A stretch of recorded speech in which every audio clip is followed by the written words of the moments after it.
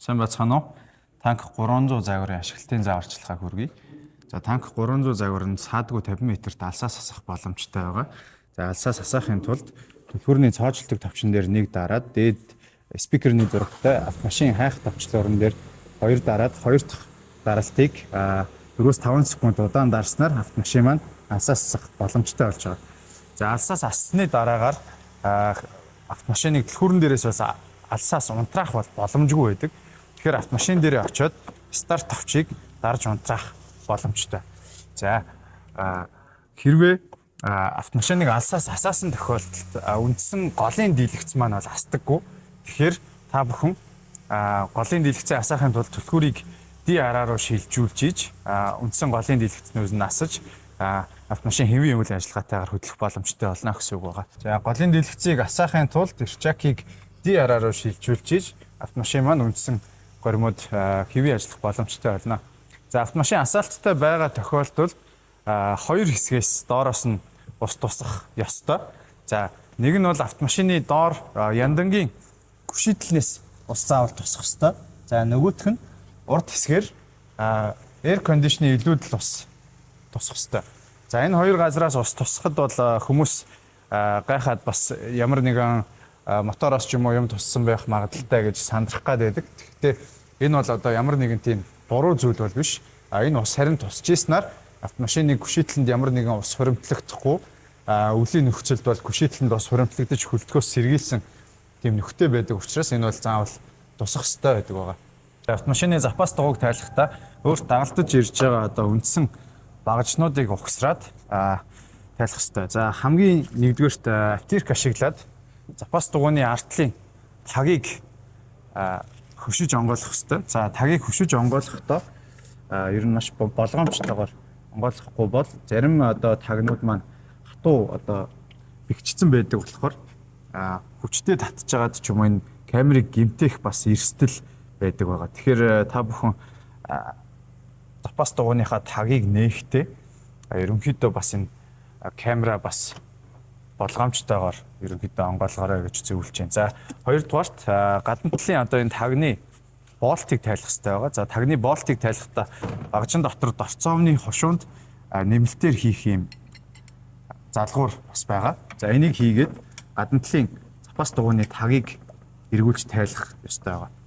За энэ тагийг онгойлгосноор цаад талд нь 3 болт байгаа. За тэр 3 болтыг тайлна. За нэг болт нь бол цоочтой болт байгаа. За цоочтой болтыг автомашины түлхүүрний механик түлхүүрээр цоожийг тайлаад запас дугуйг онгойлгох хэрэгтэй байна. За одоо энэ дээдлийн 2 болтыг аваад за доотлын энэ цоочтой болтыг автомашины түлхүүрэн доторх механик түлхүүрийг хийж онгойлгоод 3 дахь болтыг тайлаад автомашины запас дугуйг нааш нь суулж гаргаж ирэхдээ үндсэн камера бас зохиж гэмтэх үе гэсэн болгоомжтойгоор запас дугуйг суулж аваарай гэж бас зөвлөж байна. Автомашины түлхүүрнээс механик түлхүүрийг суулгахдаа T-үсгийг дээш нь түлхээд за энэ хажуу талаас нь түлхүүрийн суглаад гаргаж ирж болно. За тэгээ сугалж гаргаж ирж байгаад энэ цоож руу хийгээд эргүүлэхэд автомашин ингээд тайлагдах боломжтой болж байгаа. За тэгээд энэ болтыг тайлж аваад 3 болтоо тайлаад запас дугуйгаа суглах боломжтой. За запас дугуйгаа сольж хийхдээ багажин дотор нэмэлтээр ийм хавчаар байгаа. За энэ хавчаар ямар үүрэгтэй вэ гэвэл одоо автомашинд үндсэн өөрт нь байгаа 4 дугуйны болтны гаднах тагийг тайлж авах зорилттой байгаа. Хавчаараа углалаа, татлаа. Ингээд автомашиныхаа болтыг дорцоогоор тайлах боломжтой болно. За хөдөө орон нутагт явж байгаа тохиолдолд заримдаа хөдөөний дууд сур дээр ч юм уу энэ болтны тагийг анзаарахгүйгээр гадна талаар нь том дорцоов ч юм уу чихж байгаа дарчих гадаг. Тэгэх юм бол та энэ болтныхаа тагийг хуглах эрсдэлтэй мөн энэ хавчаарыг алга болгож болохгүй. Тэгэх юм бол бас хөдөө орон нутагт явж байхдаа заавал энэ тагнуудаа бас гэмтээж ийж запас дугуйгаа солих ч юм уу тиймэрхүү үйлдэлийг хийх гээд байдаг. За дугуй солиход бас нэг анхааруулж хэлэх зүйл байгаа. 4 дугуй дөрүүлээ хий мэдрэгчтэй байдаг учраас дууд сурууд дээр зарим газар дугуй одоо яг энэ хошууныхаа арталд хий мэдрэгчтэй шүү гэдгийг анхааруулж хэлэхгүй бол дугуйг солихдоо одоо лопаткаар хөшөх ч юм уу тиймэрхүү үйлдэл хийснээс болж хий мэдрэгчийг гэмтэх эрсдэлтэй байдаг. За мөн запас дугуйг солиод одоо энэ байранд хийлээ гэж бодъё. Тэгэх юм бол запас дугуй маань өөрөө хий мэдрэгч байдаггүй учраас үндсэн машины голын дийлэгдсэн дээр нэгдлийн дугуйны хий мэдрэгч одоо ажиллахгүй байна ч юм уу те эсвэл байхгүй байна гэсэн тийм анхааруулга бол угаасаа гарч ирэх ёстой. Хэрвээ та тэр анхааруулгыг унтраамаар байвал хагарсан дугуйгаа сольж тавихтаа хий мэдрэгчээ ч гэсэн давхар сольдог ч юм уу те. За ер нь бол манай сервисээс бусад газар хий мэдрэгчийг бол бас сольж хийж бол ер нь л чаддгүй. Тийм учраас тэрийг бас дугуйд сурууд дээр заавал анхааруулж хэлж байгаарэ гэж бас зөвлөе. За тэгээд үндсэн голын дийлэгцэн дээр хий мэдрэгч маань өөрөө дугуйны хий 2.4-өөс доош болсон тохиолдолд хий мэдрэгчний чек заавал асдаг байгаа. Тэгэхээр та бүхэн дугуйныхаа хий мэдрэгчний чекийг унтраамаар байна гэх юм бол дугуйны хийг 2.4-өөс дээш даралтаар хийлж явахыг зөвлөж байна. За багажны хэсгийн тайлбар хүргэе. За багажны хаалгыг онгойлгохдоо багажны бариулан дээр байгаа дөрвөлчин товчон дээр дарсан хэвээр нь татаж онгойлгоно. За зарим хүмүүс ямар алдаа гаргадаг вэ гэхээр татаад авчдаг. Тэгээд хаалгаа татаагүй байж байгаа татахаар багажны хаалга ингэж дутуу юм шиг татагддаг шүү. Тэгэхээр энийг заавал дарсан чигээр нь татна. Буцааж хаахтаа заавал цавж хаах шаардлагатай. За багажны хаалгыг онгойлгох усны ардаас багажны тавцан маань өөрөө ширээ болдог тавцан байгаа. За тавцан тэр чигтэн сөхөж гаргаж ирээд ард нь байгаа энэ дөрвөн хөлийг доор нь залгаж болно. За багажны хэсэгт өөр юу байрлаж гин вэ гэхээр энэ ч данхраад байрлаж байгаа. За ослын гурвалжин байрлаж байгаа. Ослын гурвалжингийн энд дөрөвний багажнууд маань бас байрлаж өгж байгаа. За эдгээр бол ингээд өөрсдөө хоног руугаа орчдөг байгаа. За энэ ч 220-ын залгуур макста 120 Вт хүртэл хүчин чадал гаргах боломжтой. За энэ юу гэсэн үг вэ гэхээр 120 Вт-аас дээш хүчин чадал шаардсан одоо тогны хэрэглэлийг энэ машины ишээ залгаж болохгүй гэсэн үг байна. За нэмэлтээр энд автомашины хойдлын хэсгийн сабвуфер байрлаж байгаа. Сабвуфер бол одоо автомашины дугралтыг одоо хойноос нь илүү дэмжиж өгдөг хэрэгсэл байгаа. За энийг зарим хүмүүс бас зүгээр авчиа гэд тэгээд идэг. Энийг бол энэ голын энэ түгжийг эргүүлээд энэ цахилгааны утсыг салгаад тэгээд дээш нь суулгаад авч болно.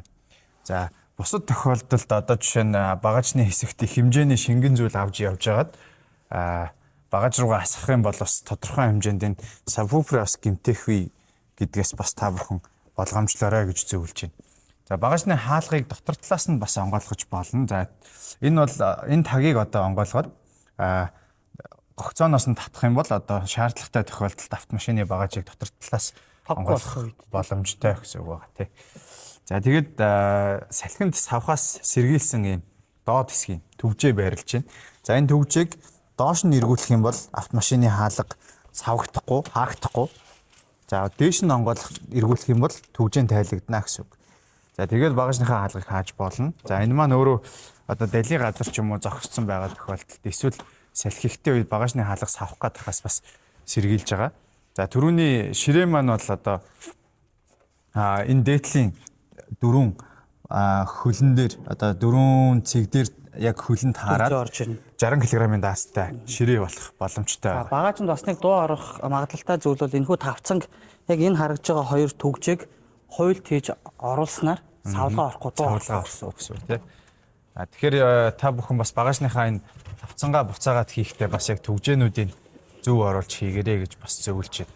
За хүмүүс маань автомашина худалдан авсны дараа багажны бас юм нөгөө шалавч малавч гэдэг юм янз бүрийн юм маш их хийдэг. За тэр зүйлүүдийг мэдээж хийж болно. За тэгвэл хийхдээ багажны хаалган дээр байрлаж байгаа энэ хэсгийн ийм амьсгалуур гэж баг ойлгож болно. Энэ хэсгийг бол бүглэхгүй байхыг анхааруулж байна. За энэ хэсэг маань бол автомашин дотор агаар сэлгэх бүх нөхцөлийг бол ерөнхийдөө бүрдүүлж өгдөг байгаа. Тийм учраас та бүхэн хойдлын багажныхаа энэ хаалган дээр байрлаж байгаа амьсгалуур хэсгийг бол ямар нэгэн зүйлүүдээр бүгэлж таглахгүй байхыг бас анхааруулъя. Хэрвээ энэ хэсэг маань бүрэн одоо ингээд нам бөглөгдсөн байх юм бол одоо цонх байн сандах ч юм уу тиймэрхүү эрсдлүүд бас байдаг учраас та бүхэн хамаагүй наалт те машины амьсгалах хэсгүүдийг таглаж бөглөхгүй байхыг бас анхааруулж байна. За автомашин дээр маань хамгийн амархан тогтох боломжтой нэг тоногны хэрэгсэл бол одоо парховны оролт байдаг. За энэ парховны оролт бол зүгээр энэ дээдлийн тагийг автиркаар хөшөж онгойлгоод тэгээд цааталт нь байгаа нүхнүүд нь угаасаа рамнасаа нүхтэй тэр нүхнүүд нь гараад ирнэ. Тэгээд та бүхэн пархов хийгээд явж болно. Запас дугуй өргөгчтэй пархов бас байдаг. Ийшээ нь ингээд тулцдаг. Тэгэх юм бол багажны хаалганд одоо бүр илүү одоо дэржигнүртэй зам дээр явж байхад дэмжинэ л гэсэн үг.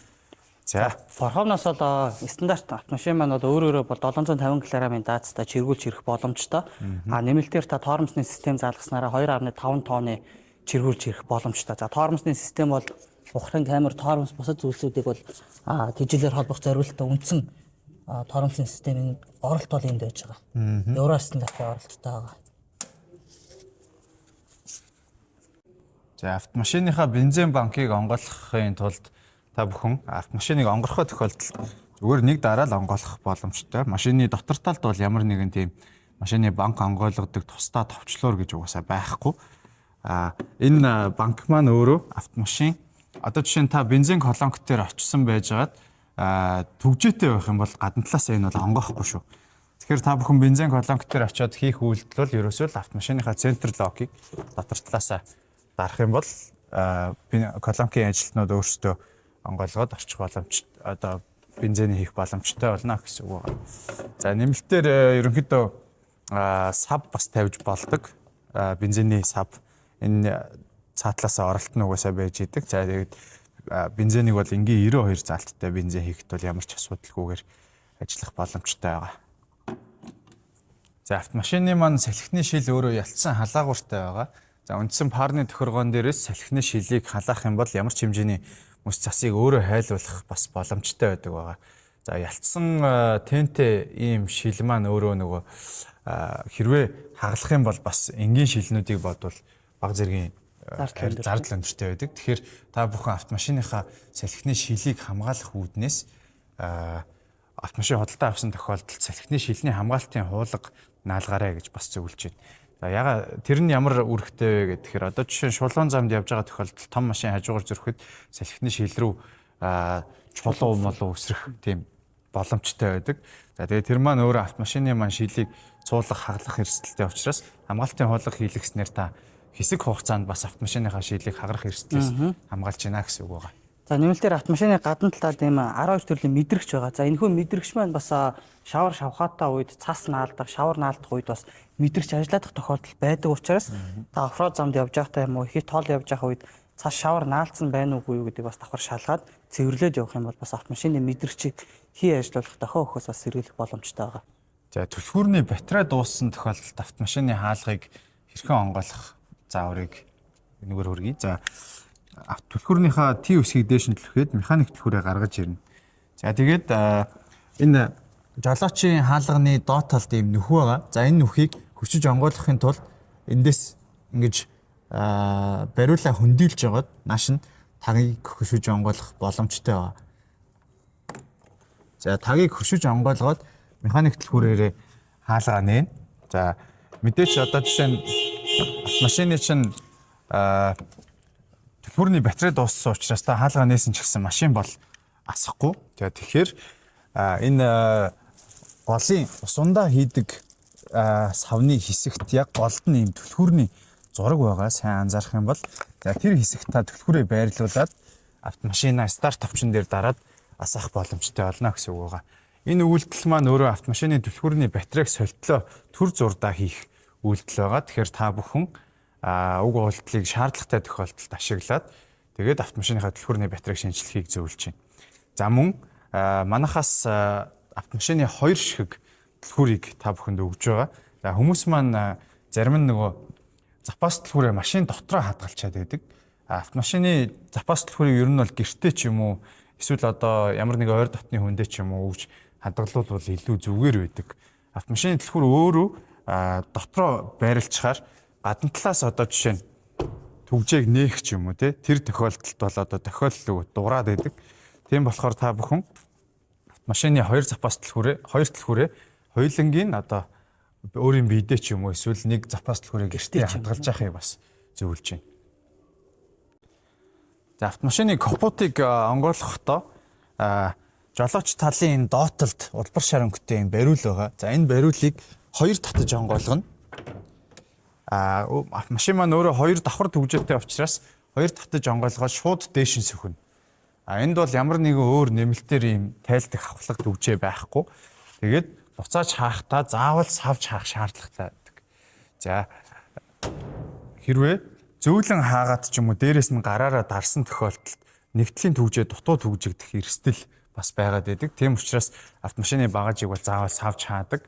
За мөн автомашиныг одоо багажаа капотаа хайрлж ингээд зөөлөн ингээд тохиолдож дарснаас болоод ч юм уу хонхоох ч юм уу эрсдэл бас үүсэх боломжтой байдаг байгаа тийм ээ. За автомашиныг асаахтаа автомашин дотор түлхүүр өөрөө байршсан байх шаардлагатай. За та тоорносон дээр нэг гიშгээд power товчийг дарснаар автомашины мотор бүрэн асах болно. За автомашины явалтын горимууд болон та араа солих горимуудыг танд одоо зааварчилгаа өгье. За автомашин хөдлөхдөө хамгийн нэгдүгээр та автомашины бүсийг зүүсэн байх шаардлагатай. За тэр нь яаж байгаа вэ гэхлээр цахилгаан кардан салгахын тулд та араанд хийхдээ энэхүү гэрчахны базуурыг атгасны дараагаар хоошоо нэг татснаар ди араанд орох боломжтой. Мөн үргэлжлүүлэн дахиж нэг татснаар ийм механик батлшипээр ажиллах боломжтой. За мөн парк товчлуур дээр дарснаар автомашин гар кардан автоматар татагдан зогсох боломжтой. За энэхүү карданыг буулгах хоёр зааварчилгаа нь эхний ээлжин та бүсээ зүгээд араанд хийснээр гар кардан автоматар сална. За мөн нэмэлтээр ойр зур явах зөөлөн зайд хөдлөх шаардлагатай болох юм бол та бүс зүг шаардлагагүйгээр өөрийн гараар зүгээр дараад юм уу татаад салах бүрэн боломжтой байгаа. За голын энэ хэсэгт байрлаж байгаа бусад давчнууд бол одоо чинь энэ ч бол хойд дифференциал төвжигч байна. За уртлын дифференциал төвжигч, богино хэрэглэлтийн систем, crowd control, за мөн 360 камерыг асаах тавчлуур энэ чинь ингэж байрлсан байгаа. За энэ уртлын хэсэгт бол 4 дугуй хүртэлгч, 2 дугуй хүртэлгч, 4H, 4L гэсэн одоо залгаж салгадаг мост гэж тайлбарч болох тавчлуурууд байрлаж байгаа. За залгаж салгадаг мостыг яаж солих вэ гэвэл автомашиныг эхлээд аналог товчон дээр дараад энэ араанд ингэж байрлуулна. Хоош нь татчихиж одоо энэ араандаа бас байрладаг байгаа шүү. За тэгээд энэ араанд салгасны дараагаар 4H залгах, 4L одоо мост хөндрүүлэх ч юм уу те энэ гормуудыг ингэж хийж болох байгаа. За энгийн үед бол 4A юм уу 2H горим дээр явж болно. За 4A горим маань одоо 4 автомат буюу шаардлагатай тохиолдолд 4 дугуй залгагдах, энгийн үед хойд 2 хөтлөгчөөр зүтгэх ийм систем байгаа. За зүүн талын энэ бөөрөнхий хэсэг бол одоо автомашины явдлын горим байрлаж байгаа. За мөн адилхан автомашиныг аналог дээр дараад хоош нь араанд хийгээд за тэгээд эндээс бас явдлын горимоос сольж болдог байгаа. За явдлын горим дээр бол үндсэн шавартай элстэй уулын болон хад чулуутай зам гэсэн горимуудыг сольж болно. За зарим горим дээр хийхийн тулд заавал энчээ 4L горимыг залгасан байх шаардлагатай.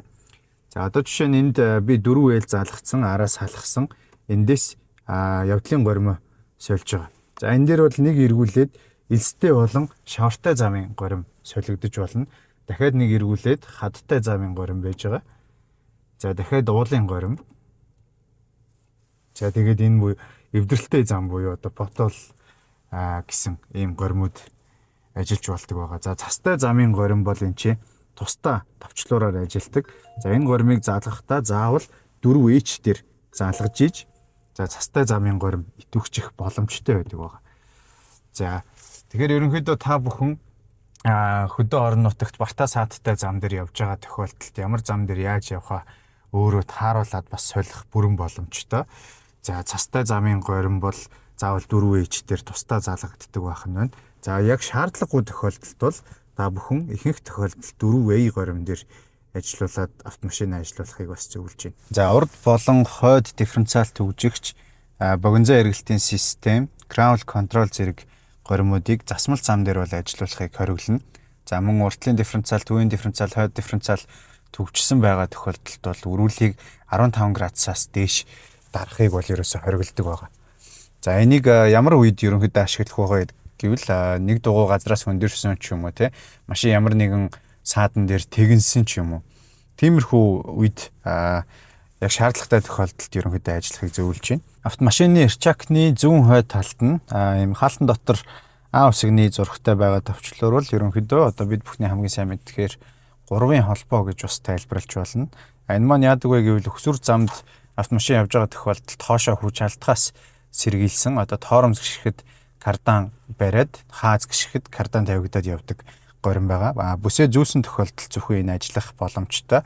Тэгэхээр та бүхэн хөдөлгөөнд оролцож байхдаа бас хүмүүс бол сүүлийн үед хөл амраагч зорилгоор бас их ажилуулад байдаг. Ер нь бол өксүр замд хүч алдахгүй байх тийм тохиргоо бас байж болно.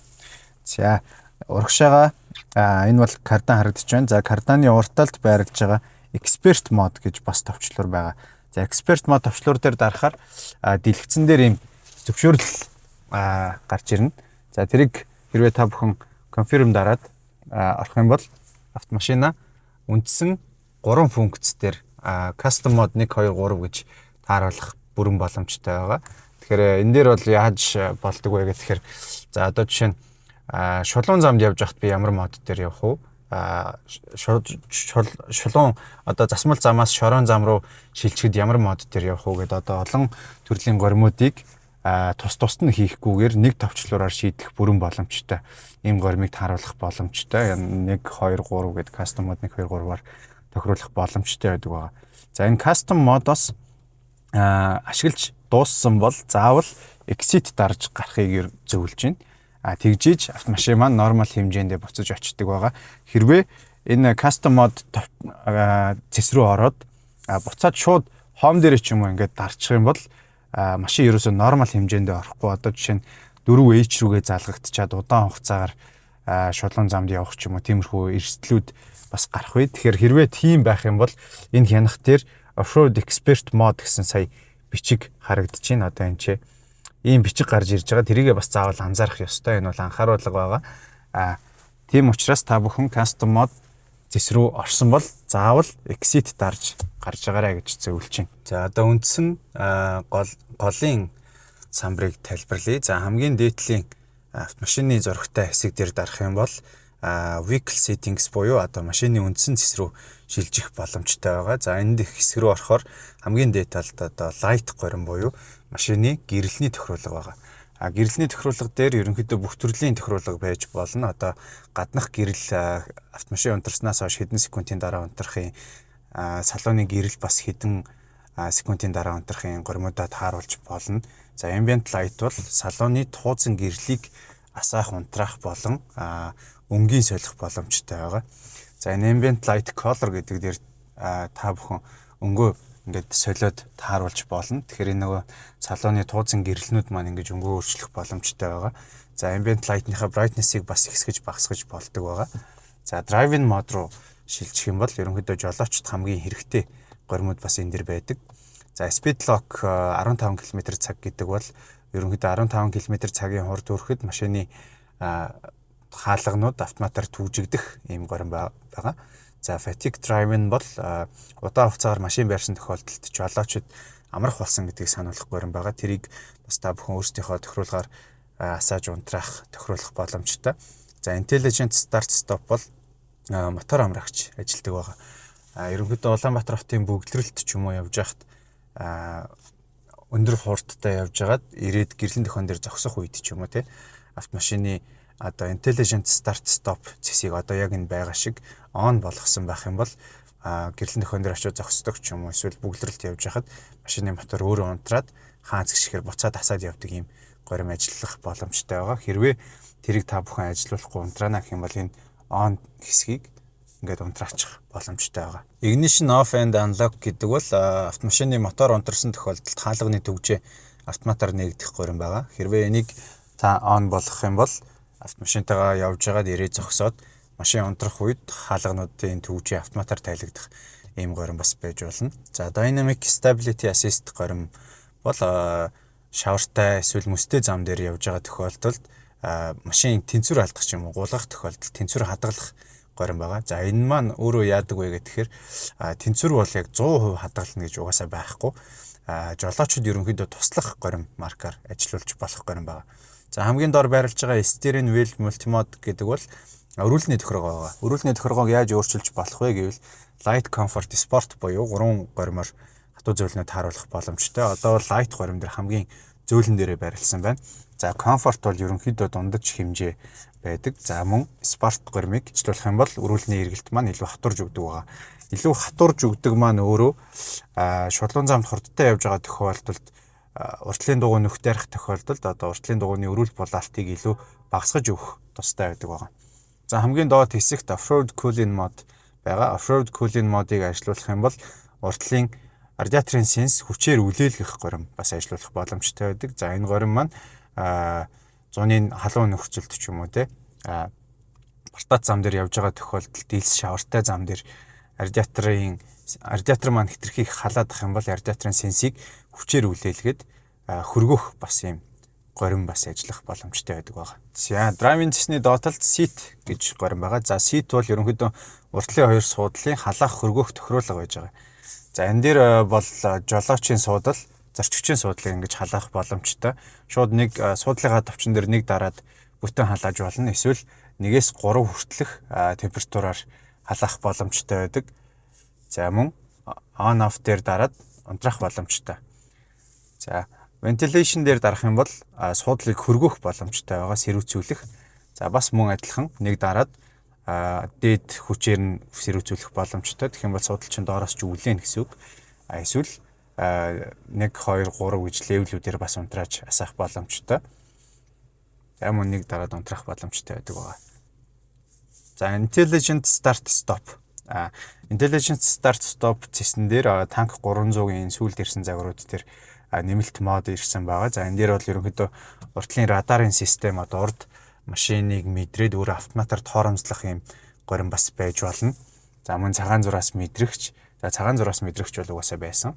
За цагаан зураас мэдрэгчийг та бүхэн өөрсдийнхөө горим дээр бас тааруулаад те одоо шулуун замд явахдаа ч юм уу цагаан зураас мэдрэгчээ яг яаж ажиллуулах юм те өрүүлэн дээр вибратороор мэдрэгдэх үү эсвэл волюмаар танд анхааруулга өгөх үү гэдгийг бас ажиллуулж тохируулах боломжтой.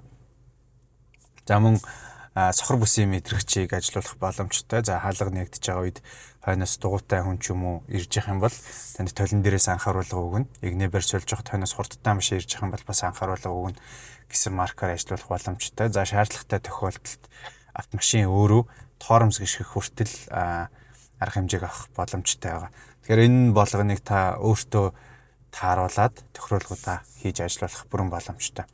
За traffic sign information гэж энэ бол ерөнхийдөө автомашины замын тэмдэг таних горим. Одоо жишээ нь 80 км-ийн цагийн хурд гэсэн тэмдэг зам дээр байхад машин энэ горим асаалттай бол танина гэсэн үг байгаа. Замын тэмдэг машин таньчид байхад одоо жишээ нь та хурд хэтрүүлэх үйлдэл хийх юм бол хурд хэтрүүлж гин гэсэн анхааруулга өгөх нь байна. За cruising speed limit гэдэг модыг асаачих юм бол cruise control дээр өөрөө шууд замын тэмдэгтээ уялдуулаад хурдаа тохируулаад үйлдэлүүдээ хийгээд явчих нь байна. За тэр warning-ийг бас хэдэн километрийн зөрүүн дээр өгөхийн тэрийгээ бас тааруулж болно гэсэн үг.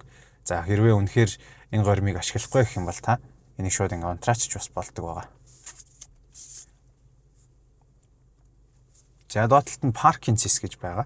За parking sys бол ерөнхийдөө радар системтэй уялдаж ажилладаг. За maneuver emergency brake гэдэг энэ горим итвэгчснээр та зогсоол руу орж явах явцад машины эргэн тойронд ямар нэгэн саад байхад жолооч торомс гიშгэхгүй байх юм бол автомашин өөрөө мэдрээд автоматар торомс гიშгэх горим байгаа. Тэгэхээр та бүхэн энэ горимоо бас итвэгчүүлэх унтраах уу гэдгээ бас тааруулаад ажиллуулах бүрэн боломжтой байгаа. За мөн камерны товчлуур камерны горим 15 км/цагийн хурдаас дээш явхад одоо унтрах уу 30 км/цагийн хурдаас дээш явхад унтрах уу тэр горимуудыг ажиллуулж болно. За мөн өрүүл дарсан талыг автоматар харуулах боломжтой байдаг байгаа. За comfort цэсэн дээр бол ерөнхийдөө wireless charger байгаа. Одоо wireless charger асаалттай байна. За автомашина та бүхэн энэ дээр ингэж тавиад утсаа шууд тавиад цэнэглэх бүрэн боломжтой байгаа. За мөн өрүүл халаах горимыг энэ хоёр дахь цэсэн дээрээс итвэгчүүлж болно. Ингээд on болчих юм бол өрүүл өөрөө хална гэсэн үг байгаа. За тэр товчийг бас өрүүлэн дээр товчоор шийдэх бас боломжтой байдаг. Тэрийг би дараа нь та бүхэнд зааж өгье. За мөн тойл автомашин төгжигдэхэд автоматар эвхэгдээд түгжээ онгооход автоматар дэлгэгддэг ийм горин байгаа. Хэрвээ автогэдэг дээр тавьчих юм бол тэгж автоматар явна. Мануал гэдэг дээр дарчих юм бол автомашин өөрөө механикаар толио заавал эвхэж түгжих ёстой гэсэн үг байгаа. За SUV зэс рүү орох юм бол автомашины үндсэн одоо үзүүлэлтүүд гарч ирнэ гэсэн үг. Ерөнхийдөө дөрвөн дугууны хий мэдрэгч болон градус хэмжигч гарч ирэх боломжтой. За уртлын болон хойдлын дифференциал төгжигдсэн байна уу, төгжигдээгүй байна уу те. Мотор хорооп халж гин үү, халаагүй байна уу гэдэг анхааруулгуудыг ерөнхийдөө энд дэлгэцснээс бас та бүхэнд өгөх боломжтой байдаг. За энэ дээр ямар үед анхааруулга асдаг вэ гэвэл одоо жишээ нь дугууны хий 2.4-тэй 2.3-тай барьсан байна гэж бодъё. Дугууны хий 2.3-аас доошоогоо ороод ирэх юм бол хий мэдрэгч ажиллаад хий мэдрэгч одоо дугууны хийг сул байна гэж үздэг байгаа. Тэгэхээр энэ одоо аль талынх нь дугууны хий бага байгаа нь тэр дугуй нь анивчиж эхэлнэ гэсэн үг. Тэр бол гэхдээ тийм айцтай зүйл бол биш. Ерөнхийдөө манайхан бол нэг юм гэрэл анивчаад ирэхээр бас жоохон сандрах гад байх тал байдаг. За тэрэн дээр бол ерөөсөө сандрах шаардлага байхгүй. SUV зэс рүүгээ ороод дугууны хий чи яг ямар хийн даралттай байна, хэдэн градустай байна тий. Тэр анхааруулгуудаа хараад явчих юм бол ерөнхийдөө сандрах ямар нэгэн зүйл байхгүй гэсэн үг. За дугууны хий бага байгаа тохиолдолд энчээ дөрвөн дугууны аль тал нь бага байгаа нь тэр хэсэг нь анивчна. За мөн энтлийн голын дийлэгдсэн дээр одоо хий мэдрэгчний шар гэрэл бас асдаг байгаа. Тэгэхээр тэр шар гэрэл асах энэ дугуй анивчих бол ерөнхийдөө хийтэй холбоотой байх нь та дугууныхаа хийг нэмсэн байгаа тохиолдолд гэрэлнүүд буцаад онторч учраас тэрэн дээр бол санаа зовох зүйл байхгүй гэж ойлгож байна. Гол хянах ёстой зүйл нь бол ерөнхийдөө яг хідэн баараар хийтэй байгаа хідэн градусын долоонтой байгаа тэрийг л хянахад болно гэсэн үг. За vehicle state. За энэ дэр battery power ажиллаж байгаа. За battery power маань 66% байна гэсэн үг. За энэ маань автомашины аккумуляторны цэнгийг зааж байгаа. Тэрнээс биш танк 300 загвар маань бол ямар нэгэн бензин цахилгаан хосолсон үйлдэл бол байхгүй. Дам бензин автомашин байгаа. Тэгэхээр энэ battery power гэдэг маань 66%-тай байна л гэж ойлгож байна. За энэ маань яаж ажилтдаг вэ гэхээр автомашин хөдөлгөөн хийх ч юм уу тий асфальттай байх тусам илүү их нэмэгдээд явах нь байна.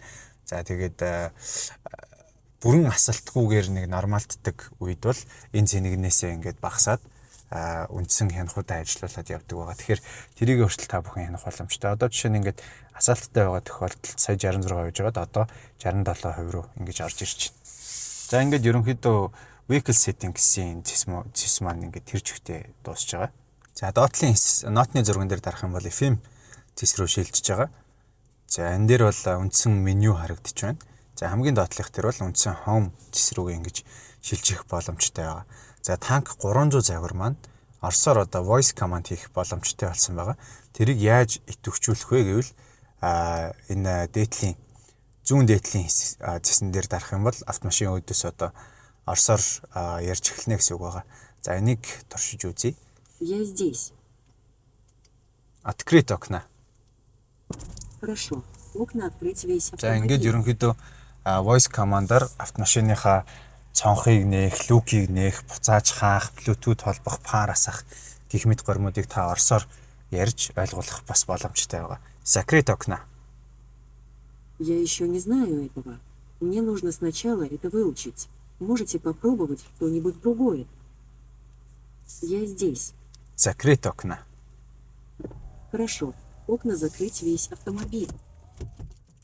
За ингээд буцаад бүх цонхнуудаа хааж байна. За мөн энэ үйлдэлүүд дээр одоо ямар үйлдэл хийх боломжтой цэс маань бас үндсэн меню хэсэг дээр бас харагдаж байгаа.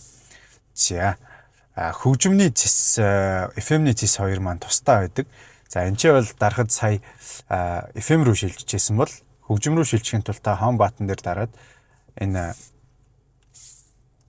пянзны зурган дээр дарах юм бол энэ ч USB music, Bluetooth audio, iPod, USB video, за Apple CarPlay, Android Auto гэсэн гормуудаар өөрчлөх боломжтой байдаг байгаа. За Bluetooth холбохын тулд Bluetooth audio гэдэг зэсийг эхлээ сонгоно. За тэгээд click to connect гэд энэ дээр дарах хэрэгтэй. За тэгээд та утасныхаа Bluetooth-ыг асаагаад нэр гарч ирэхээр pair дарснаар автомашины маань Bluetooth холбогдох боломжтой болж байгаа. За USB видео гэж байгаа. За USB-нд одоо флашнд та клиптэй дуу ч юм уу, кино ч юм уу суулгаад машиныхаа энэ доотлын хэсэгт флаша заалгаад явж явах тохиолдолд одоо танк 300 загвар маань видео үзээд явах бүрэн боломжтой байгаа. За тэр тохиргоог бас ажилуулахын тулд үндсэн машины driving restriction гормыг бас унтраасан байх шаардлагатай. За driving restriction-ыг яаж шалгах вэ гэвэл автомашины үндсэн меню руу ороод за displays руу ороод за displays-ийн доош нь displays-ний дунд байрлаж байгаа driving restriction гэдэг гормыг off болгох хэрэгтэй байна. Тэгэх юм бол та явж байгаа нөхцөлд үндсэн голын дэлгэцээрээ видео үзэх бүрэн боломжтой болж байгаа гэсэн үг. За Apple CarPlay-г сонгохдоо та автомашина Bluetooth-тэй холбоод автомашина эхлээд Bluetooth-ээр нь гар утастайгаа холбох хэрэгтэй байгаа. За энэ дээр бол одоо жишээ нь утаснасаа бас машиныхаа нэрийг олоод за үндсэн дэлгэцэн дээрээсээ өөрийнхөө одоо утасны нэр дээр дараад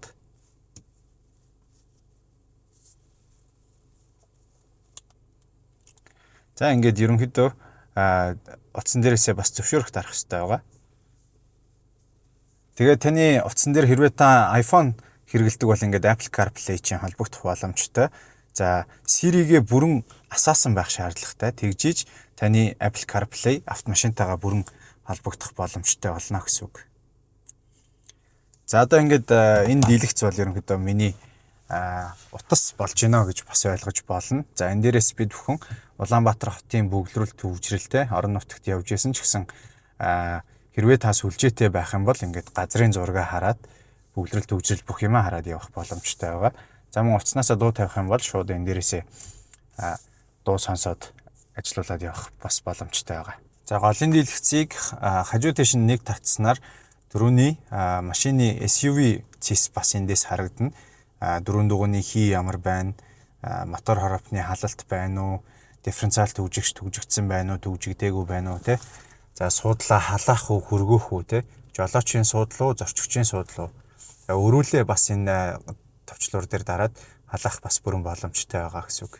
За одоо бүгдээрээ меню хэсэгтээ бас танилцъя. За меню хэсэг дээр Apple CarPlay, Android Auto-ийн бас товчлуур нь байж идэг.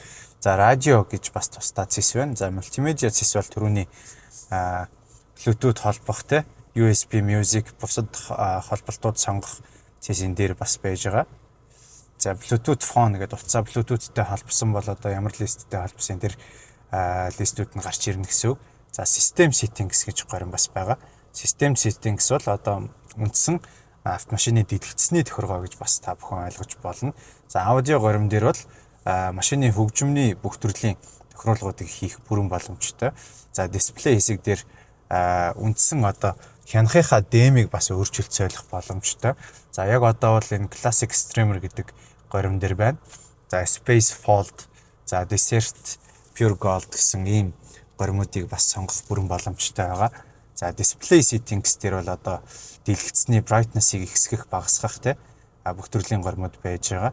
За Driving Restriction бол түрүүний автомашиныг ерөнхийдөө явдал донд видео үзэх боломжтой болгож байгаа. За 1 км/цагийн хурд дээр тавиул яах вэ гэвэл автомашин дөнгөж араандаа ормогц шууд видео явахаа болно гэсэн үг.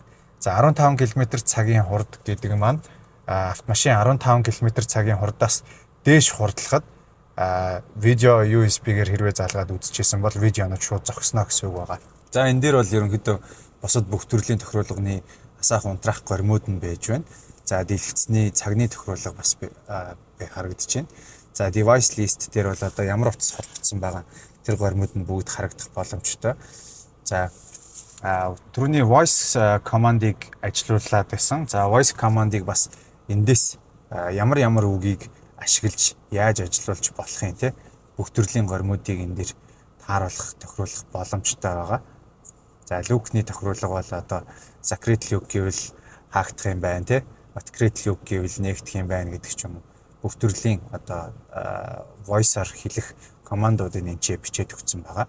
За time цагны горим байгаа. За цагны горим дээр бол ерөнхийдөө нөгөө хідэн цаг болж байгаа тийм тэр бүх юмнуудад тааруулаад явах боломжтой. За үндсэн хэл маань бол 6 хэлний сонголттой байдаг. За Хятад, Англи, Төвд, Испани, Орос, Украин гэх хэлний сонголтууд байж байгаа. За Custom Key гэж шинэ бас юм төвчлөр байгаа. За энэ Custom Key маань яадаг вэ гэвэл одоо жишээ нь өрүүлэн дээр байрлаж байгаа энэ одны төвчлөр дээр дарах юм бол энэ горимудаас бас ажиллуулах боломжтой байгаа гэсэн үг. За одоогоор бол энэ өрүүл халаалтыг бол би ингэж шууд тааруулчих болно. За энийг тааруулснаар би энэ төвчин дээр дарах юм бол өрүүл шууд автоматар халах боломжтой гэсэн үг байгаа. За энэ storage space бол ерөнхийдөө автомашины компьютерийн storage-ийг бас харуулж байна. За голын дэлгэцэн дээрээс бас ийм хуудас буулгаж болно. За энэ хуудсан дээр та гартойр горимудаа бас тохируулах боломжтой байгаа. За яг одоо бол өрүүлний горим энд голд харагдаж байна. Спорт мод дээр тавьсан байралтай байна. За wireless charging ажиллаж байна гэж харуулж байна. За автостопыг бас ажиллуулах боломжтой байна. За үндсэн горимуд дээрээ бас ингэж горим нэмэх боломжтой тийм. Одоо emergency lane keeping цагаан зураас мэдрэгчийг ажиллуулах энэ lane assist гэдээ бас ажиллуулж болж байна тийм. Өрүүл халаагуурыг инжээр нэмж болж байна. За ambient light-ийн горимыг бас нэмж болж байна. За энэ дээр өөр жолоочийн суудлал болон зорчигчийн суудлын горимыг бас энэ дээр ингэж нэмэх боломжтой. Гэх мэт ерөнхийдөө маш олон горимуудыг энэ дээр та бүхэн ингэж нэмж болно.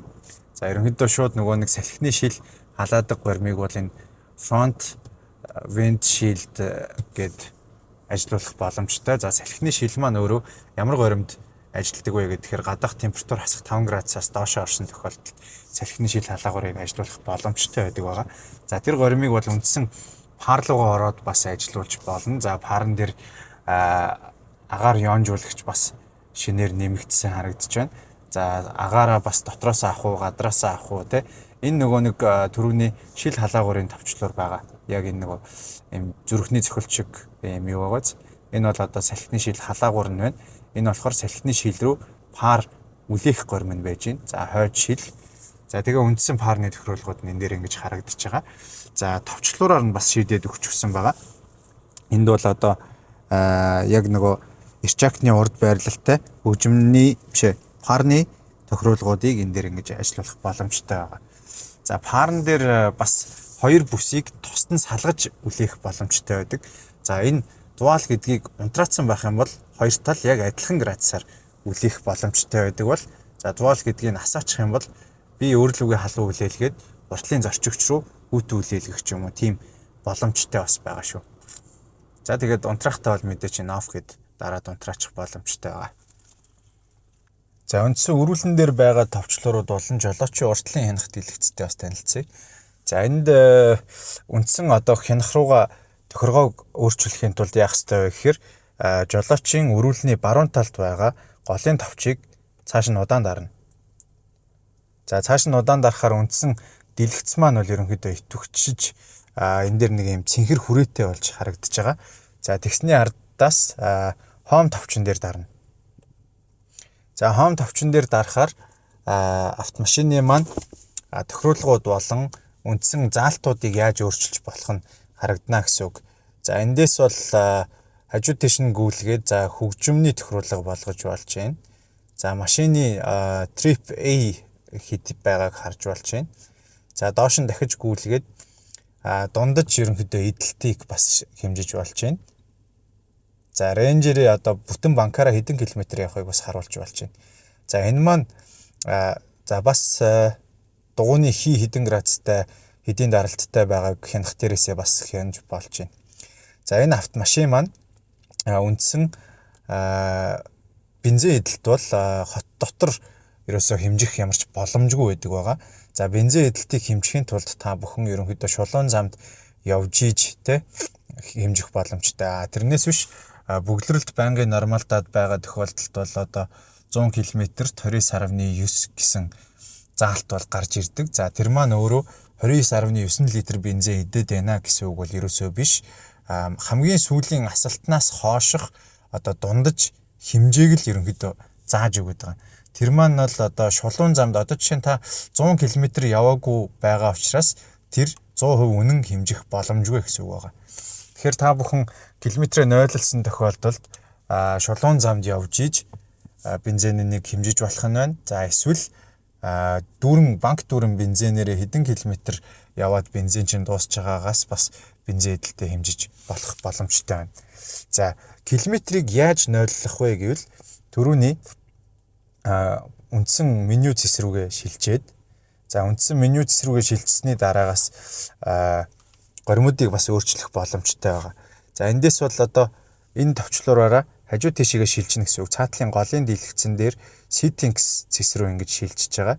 За driving data гэж байгаа. Driving data-га харж шалгаж болно. За reset driving data гэх юм бол үндсэн одоо Япон хуучин машинаар ярих юм бол километр нойлолдог штэ. Тэр горимыг шууд эндээс хийж гинэ л гэсэн үг. За нойлолсны хар дээр түрүүний бидний харж исэн үндсэн рейнж маань 726 км банкаараа явна гэж зааж байна. Энэ бол ерөөсөө хөдөлгөөн хийгээгүй үед бол ингэж заана гэсэн үг. Хөдөлгөөн хийгээд явж байгаа тохиолдолд бол энэ бол мэдээж багасна. За мөн шулуун замд явж байгаа тохиолдолд дундаж эдэлтийг заах боломжтой болно гэсэн үг байна. За warning key story. Warning key story гэдэг маань юу вэ гэхээр энэ доор ийм гурвалжин анхааруулгын тэмдэг асж байгаа. За энэ гурвалжин анхааруулгын тэмдэг ямар үед асдаг вэ гэхээр ерөнхийдөө машин дотор ямар нэгэн эсрэг одоо дүрмийн бус үйлдэл хийгдсэн тохиолдолд warning key story аснаа гэсэн үг. За одоо жишээ нь хамгийн ихний warning key story-г би шалгаж үзэх гэж байна. За тэрний тулд түрүүний хомосоо ингээд шилжиж чинь. Тэгэхээр энэ дээр ийм цэнхэр анхааруулгын тэмдэгэн дээр явчихоор энэ баруун дэлгэцэн дээр чинь харагдчихэв. За 1-1 гэж зааж байна. Тэр маань юу вэ гэхээр жолооч ерөөсөө бүсээ зүүгээг байгааг анхааруулж байна гэсэн үг. За би одоо жишээ нь эндээс бүсээ зүүчих юм бол warning key story бүр байхгүй унтрана гэсэн үг байна. За энэ маань ерөнхийдөө за одоо ингээд унтарчж байгаа. За warning key story бол дугуйны хий сулрах, за бүс зүүгээгүй байх, шил арчигчны шингэн дундрах гэх мэт тохиолдлууд дээр бол заавал асдаг. Тэгэхээр та бүхэн үндсэн хянах дээрээсээ бас яг ямар үйлдэлээс болоод энэ улаан анхааруулгын тэмдэг асч юу гэдгийг ингэж өөрөө хянах боломжтой гэсэн үг. Ямар ч анхааруулга байхгүй байгаа тохиолдолд бол ингээд улаан гурвалжин унтраад no warning гэсэн ийм тэмдэг гарч ирдэг байгаа. За хөгжмөний удирдлагыг өрүүлэн дээрээсээ бас ингэж удирдах болно. Дээш нь түлхэх юм бол дуун нэмэгдээд, доош нь түлхэх юм бол дуун хасагдаад, баруун тийш нь түлхэх юм бол дараагийн дуу явна, зүүн тийшээ явах юм бол өмнө явж исэн дуу явна гэдэг ч юм уу ингэж ухрааж болно. За дуудлагаар одоо та утсаа холбогдсон байгаа тохиолдолд дуудлага ирэх тохиолдолд бол та утсаа энэ өрүүлнийхээ товчон дээрээс дараад авч болно. За мөн мьютлж болно. За жолоочийн хажуу талын хэсэгт үндсэн гэрлийг ихсгэх гэрлийг дээшлүүлэх бууруулах, за мөн шаргалтын эсрэг систем унтраах, асах, уруудлын горимыг идэвхжүүлэх гэсэн ийм функцүүдийг бас ажиллуулах боломжтой байгаа. За уруудлын горимыг идэвхжүүлэхээр яадаг вэ гэхээр үндсэн хянах дээр чинь ийм шар гэрэл мэдээж хасна. За энэ шар гэрэл маань бол автомашин одоо жигд хурдаар удаанаар уруудж шүү гэдгийг юу н анхааруулж байгаа. Энэ горимыг бол та шавартай гулгаатай зам дээр ашиглаж болно. Шавартай гулгаатай зам дээр тоормс гიშгэхгүйгээр автомашина зөвхөн өөр нь удаанаар уруудуулаад зөвхөн өрүүлээ жолоодод явах боломжтой. За тэгээд ашиглаж дууссаны дараа заавал дарж унтрааж явах ёстой. За шаргалтын эсрэг систем маань яадаг вэ гэвэл энийг дарчхаар үндсэн дугуй бол ерөөсөө 100% бүх хүчээр иргэнэ гэсэн үг байгаа.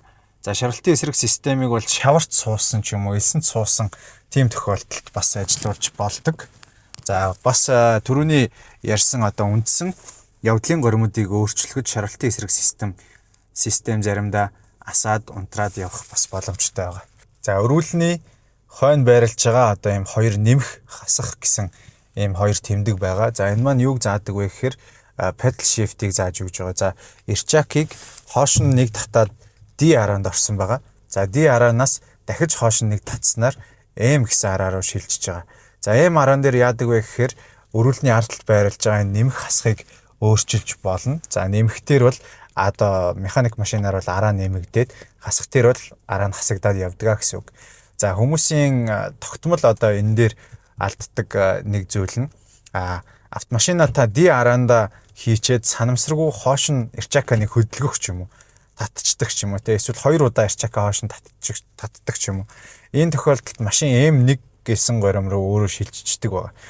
Тэгэнгүүт педал шифтэрээ араагаа нэмэхгүйгээр өндөр хааз өгöd ах юм бол автомашин маань одоо араа солигдохгүй нэгдүгээр араан дээрээ ээрэд орилоод идэг байна. Хэрвээ механик горимж явдал дундаа санамсаргүй байдлаар шилжүүлсэн тохиолдолд эрчакийг зүгээр дахиад нэг хоош нь татчихж болно. Тэгэх юм бол D горим руугаа өөрөө автоматар орчдөг учраас автомашин маань өөрөө араагаа нэмээд тасаад явчих болно гэсэн. За автомашины 360 камерыг хэрхэн ажилуулах тухай. За 360 камер бол энэ товчон дээр дараад идэвхжих бүрэн боломжтой. За 360 камер идэвхжснээр 2D модель болон 3D моделлоор автомашиныхаа горимыг өөрчлөх бүрэн боломжтой байдаг. За 3D модель дээр бол машина шууд ингээ гадна талаас нь тэржихт нь ингэж харж болно. За 2D модель дээр бол зөвхөн нэг талаа харах боломжтой. Яг одоо бол уртлын камер харагдаж байна. За одоо ингээд хойтлын камер бас харагдаж байна. За ингээд баруун талын камер харагдаж байна. Баруун уртлын дугуй. Ингээд зүүн уртлын дугуй бас ингэж харагдах боломжтой байдаг байгаа. За мөн томруулдаг шилний зурган дээр дарах юм бол уртлын 2 дугуйг шууд ингэж харж болно. За мөн хойтлын 2 дугуйг харах боломжтой байгаа.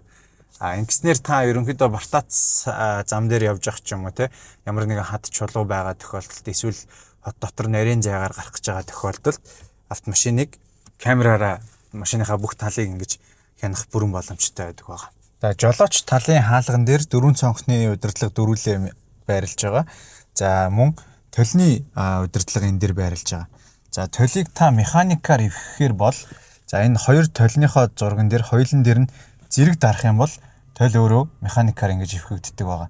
За дахиад нэг зэрэг дарах юм бол өөрөө автоматар буцаад дэлгэгдэнэ гэсэн үг байгаа. За аль нэг талыг сонгохоор бол тэр товчон дээрээ дараад толио баруун зүүн дээш нь доош нь тааруулах. За нөгөө талынхаа толон дээрээ бас дараад баруун зүүн дээшээ доошоо гэсэн маркаар тааруулж болно. За мөн энэ цонх түгжих товчлоор нь энэ харагдаж байгаа. За сайн харах юм бол ийм цонхон дээр нэг юм XLC юм шиг тэмдэгтэй.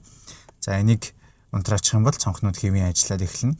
За центр лок бол энэ цоочны зурагтай байгаа. Энэ дээр дарах юм бол автомашин маань түгжигдээд улаан гэрэл ассан тохиолдолд түгжээтэй гэсэн үг.